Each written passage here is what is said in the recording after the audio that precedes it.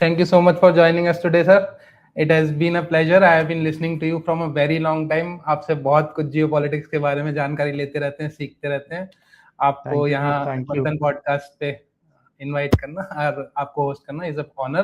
तो sir, I without thank you. Wasting any time because I know you are short on time, I just straight away jump into the question. मेरा सबसे पहला question अभी पाकिस्तान के future के ऊपर है कि करंटली जो बलोचिस्तान में चल रहा है और अफगानिस्तान बॉर्डर से जो टेंशन आ रही है और अभी रिसेंटली जो पीओजीबी में हुआ 2 दिन पहले, तो according to you what does Pakistan look like 5 years later? क्या हमें एक्सपेक्ट करना चाहिए? देखें, पहली चीज तो मैं शुरू में ये बोलना चाहूंगा कि पाकिस्तान को अगर हम इग्नोर करेंगे तो बेवकूफी होगी. ठीक है, क्योंकि जियोग्राफिकली माने या ना माने उसकी प्लेसमेंट ऐसी है कि यस इट इज क्रिटिकल.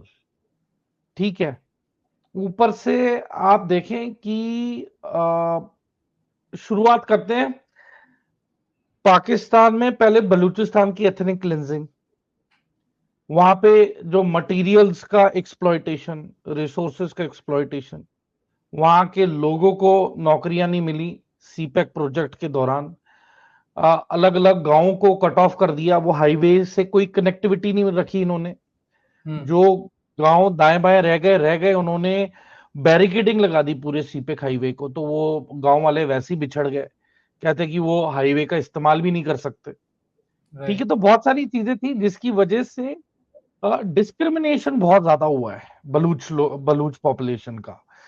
उसके बाद पॉवर्टी इतनी हो गई कि वहां के लोकल पुलिस वाले और जो एफसी सोल्जर्स हैं, पाक आर्मी के जो जवान हैं, अफसर हैं, दे स्टार्टेड एक्सप्लॉइटिंग वहां की लड़कियां, जवान लड़कियां, बच्चियां, औरतें. प्रोटेस्ट होते थे तो हॉस्पिटल एक पिकअप पॉइंट बन गया था कि वहां से गायब कर दो. तो हॉस्पिटल में जो भी इंजर्ड होते थे उन्हें गायब कर देते थे और फिर फोर्स्ड डिसअपीयरेंसेस, पता ही नहीं चलता था कहां गए. और इन्हें फिर कंटेनर्स के अंदर बंद करके फ्लैट बेड ट्रक्स के ऊपर ले जाके इन्हें बीचों बीच बलूचिस्तान के किसी सुनसान रेगिस्तानी इलाके में इनको मार के फिर पिट खुदवाते थे ये जेसीबी से, और वो कंटेनर समेत जमीन के अंदर रख के उसे दफना देते थे. मतलब ये अर्ली 2000 से शुरू हो गया था और इसका चरम सीमा पहुंची 2013-14 में, जब ऑलमोस्ट 2 जनरेशन बच्चों की गायब कर दी पाकिस्तान आर्मी ने. चाहे वो नौजवान लड़का हो जो थ्रेट था, any male Baloch, any male, उसे गायब करना ही इनकी प्रायोरिटी होती थी क्योंकि थ्रेट ही वो था. आज की तारीख में बलूचिस्तान में नेगेटिव पॉपुलेशन है, औरतें ज्यादा है और बंदे है ना के बराबर है. तभी तो आसिम मुनीर ने कॉन्फिडेंस के साथ बोला कि आपको लगता है ये 1000, 1500, 2000 बंदे बलूचिस्तान ले जाएंगे क्या? इनकी 7 पुश्ते नहीं ले जा पाएंगी. अब आप अंजाम देखो कि वो जो बचे कुचे जितने बलूच है वो कैसे शेरों की तरह लड़ाई लड़ रहे हैं आजादी की. They almost have nothing to lose. अगर तो सब कुछ तो गुआ बैठे हैं. अब तो औरतें, जब औरत हथियार उठा ले तो आप समझें it is a very serious problem. Right. गृह गृहस्थी वाली लेडी जिससे घर संभालना है, बच्चे संभालने हैं, पूरा घर मैनेज करना है, अगर वो ही हथियार उठा ले तो एक चीज तो क्लियर है, एट्रोसिटीज, एथनिक क्लेंजिंग अपनी चरम सीमा पर है और इससे ज्यादा नुकसान कुछ हो भी नहीं, कोई कल्पना भी नहीं कर सकता. अगर आपके बच्चे ही खत्म हो गए तो जीने का मतलब क्या फिर आगे? तो इन्हें जबरन हथियार उठानी पड़े. ये लेडीज ज्यादातर रेप विक्टिम्स हैं या फिर इनके फैमिली मेंबर्स को फोर्स्ड डिसअपीयर कराया गया है या फिर इनके साथ बहुत ही गलत हुआ है, रेप्स हुए हैं. इनके Pakistan army, Pakistan police, frontier core, ये सब जिम्मेदार हैं इसके. ठीक है, तो आने वाले टाइम में मतलब बलूचिस्तान में तो जो ऑपरेशन हेरॉफ हुआ था, 13 चोक पॉइंट थे, 13 चोक पॉइंट, जहां पे आपको गुजरना ही पड़ता है. वो वाले चोक पॉइंट्स पे इनके नाके लगे और प्लान्ड तरीके से हमले किए गए बलूचिस्तान में। आज की तारीख में पाकिस्तान की आर्मी बख्तरबंद गाड़ी के बगैर बाहर आ ही नहीं सकती, मारे जाएंगे। सर एक ट्रेन भी तो देयर है इज नो जिसमें बार बार एस्केप, ब्लास्ट होता रहता है।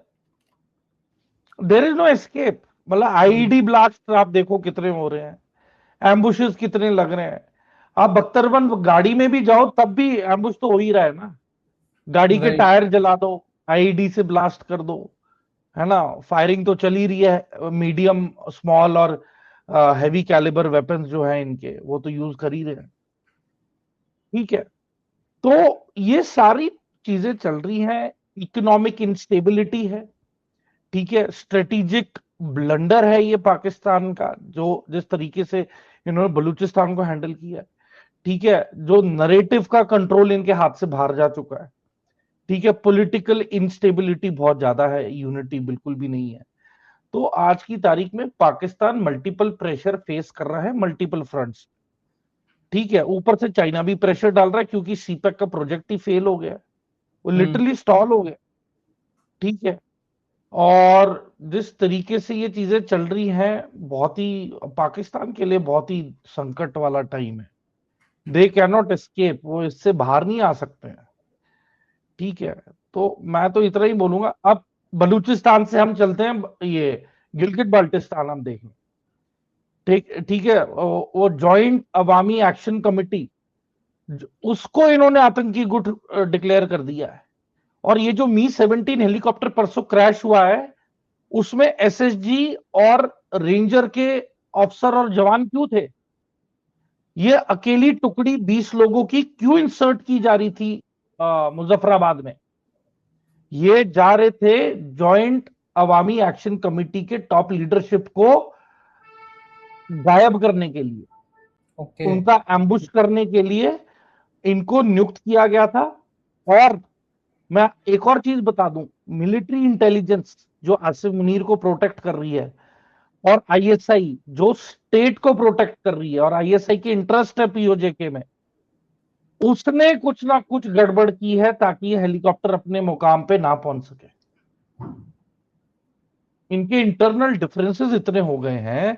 आसिफ मुनीर जहां पे भी विजिट करता है वहां पे आदेश आए हुए हैं कि 500 मीटर के दायरे में कोई भी पाकिस्तानी अफसर, जेसीओ, जवान हथियार के साथ नहीं वहां पे मौजूद हो सकता। It is not allowed. Asif Munir bullet proof jacket पहन के, बुलेट प्रूफ शीशे के पीछे बैठ के तो अपने कोर कमांडर को एड्रेस कर रहा है। ये तो भरोसे का लेवल है इनका। ये तो सर फिर बहुत ही बुरे हालात हैं। नहीं तो मैं बोल रहा हूं ना, प्रोटेस्ट अभी बढ़ेंगे, अच्छा। अनरेस्ट अभी बढ़ेगा। इस्लामाबाद अभी क्रैकडाउन बढ़ाएगा, और ज्यादा रेंजर भेजने वाला है। आर्मी तो पहुंच चुकी है, और पीओजे के, आजाद कश्मीर के और आवाम के लोगों को ये मारेंगे, अरेस्ट भी होंगे, और अरेस्ट के बाद गायब कर दिए जाएंगे। ठीक है, ऊपर से अफगानिस्तान के साथ इन्होंने जो हरकत की है, ठीक है, हम्म। जो ड्यूरेंट लाइन को लेके जो इन्होंने गलत हरकतें की और इन्फिल्ट्रेट किया अफगानिस्तान के पूरे बॉर्डर को लेके, ठीक है, अब इन्हें मतलब भुगतान भरना पड़ेगा। मतलब पाकिस्तान आईएमएफ बेल आउट के लिए अमेरिका के आदेश पे अलग अलग हथियार प्रोवाइड कर रहा है यूक्रेन को, रशिया के खिलाफ। और इसके बदले रशिया ने तालिबान के साथ मिलिट्री पैक्ट साइन कर लिया है। अब काबुल में रूसी हथियार, टैंक सब मौजूद मौजूद भी होंगे, मिलेंगे भी, ट्रेनिंग भी दी जाएगी तालिबान को। पाकिस्तान को गले से कैसे पकड़ना है।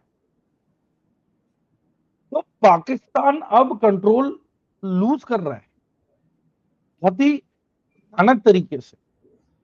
ठीक है, इन्होंने, मतलब आप देख ले, आप इंडिया के कश्मीर के साथ कंपेयर करें। हमारे आईआईटीज हैं, हमारे मेडिकल कॉलेजेस हैं, ठीक है, हमारी राइट। यूनिवर्सिटीज हैं जम्मू कश्मीर में, इनके प्लेसमेंट सेल्स हैं, वहां पे फार्मा इंडस्ट्री है, मेडिकल सेक्टर है, कॉलेजेस हैं।